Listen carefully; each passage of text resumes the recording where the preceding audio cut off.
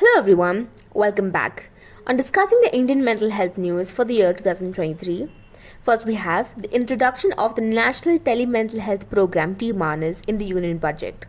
This program aims providing services with trained counselors and mental health professionals acting as service providers providing specialized care. On the 4th of October, the Mental Health Festival took place at AIIMS.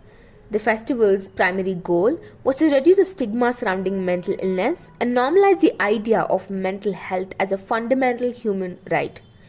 Various mental health influencers attended the event and promoted various approaches to mental health training. The Indian Health and Wellness Organization SARWA has introduced a policy that grants its employees the opportunity to take a day off every other Friday. Air India has recently initiated a peer support program that offers mental health guidance from professionals to assist any pilots requiring support. They have also introduced Buddy AI, which enables pilots to connect with trained volunteers who share similar professional experiences and can empathize with the difficulties they encounter. Mental health startups in India, such as Kaha Mind, Empower, and MindPeers, are on the rise, offering innovative solutions to address the country's growing mental health challenges.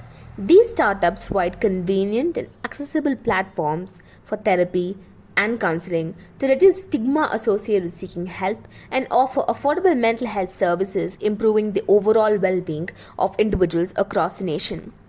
We are happy to announce that soon we'll be releasing a separate dedicated podcast on these mental health centered Indian startups.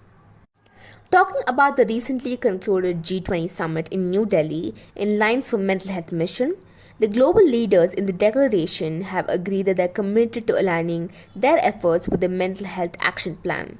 This commitment involves incorporating mental health into broader healthcare systems and ensuring fair access to mental health services and psychosocial support as integral components of their response to the pandemic and efforts towards economic recovery. It's paramount that the action plan gets implemented and mental health awareness gets its due, then only in policies and talks in AC rooms. Let's hope that the commitment is ensured. What comes to your mind when I mention the place Kota? Kachoris or coachings. Kota has great kachori, but instead, the major Rajasthan city is becoming a menace.